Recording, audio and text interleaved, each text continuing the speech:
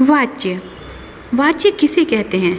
सामान्य रूप से वाच्य का शाब्दिक अर्थ होता है बोलने योग्य या जो बोलने का विषय हो। इसे किसी बात को कहने का ढंग भी माना जा सकता है जिसके द्वारा कोई व्यक्ति अपनी किसी बात के बिंदु को प्रमुखता से स्पष्ट करता है। वाच्य इस बात को प्रकट करता है कि कोई किस कथ्य बिंदु को अधिक महत्व दे रहा है, वह कर्ता है, कर्म है या क्रिया का भाव है।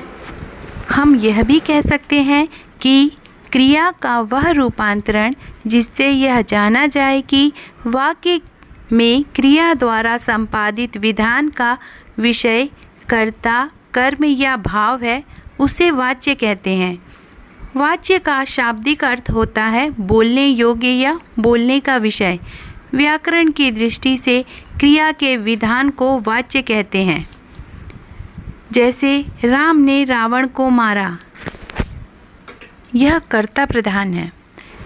रावण राम के द्वारा मारा गया, यह कर्म प्रधान वाक्य है। बच्चे से चला नहीं जाता, यह भाव प्रधान वाक्य है। इस दृष्टि से वाच्य के 3 भेद हैं: कर्तवाच्य, कर्मवाच्य और भाववाच्य। कर्तवाच्य। अब कर्तवाच्य के बारे में हम बात करेंगे। क्रिया का वह रूप जिससे यह जाना जाए कि वाक्य का उद्देश्य कर्ता है, उसे कर्तवाच्य कहते हैं। अर्थात इसमें क्रिया के व्यापार का मुख्य विषय कर्ता होता है। कर्तवाच्य अकर्मक व सकर्मक दोनों प्रकार की क्रियाओं में होता है, जैसे सीता हंसती है, पक्षी उड़ता है आदि। कर्मवाच्य। क्रिया के जिस रूप से यह जाना जाता है कि वाक्य का उद्देश्य कर्ता न होकर क्रिया का कर्म है, उसे कर्मवाच्य कहते हैं। यहाँ पर क्रिया का मुख्य संबंध कर्म से होता है।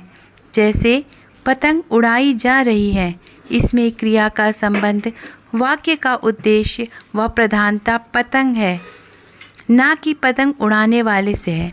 पतंग उड़ाने वाला कर्ता है और पतंग कर्म है, इसलिए कर्म प्रधान वाक्य होने के कारण यह कर्मवाच्य है। भाववाच्य। क्रिया के जिस रूपांतरण से वाक्य का उद्देश्य व क्रिया का संबंध भाव से होता है, उसे भाववाच्य कहते हैं। भाववाच्य में अधिकतर अकर्मक क्रिया का प्रयोग होता है। भाववाच्य की क्रिया हमेशा अन्य पुरुष, पुल्लिंग और एकवचन में रहती है। इसमें प्रायः आसक्तता प्रकट करने के लिए ही क्रिया का प्रयोग होता है।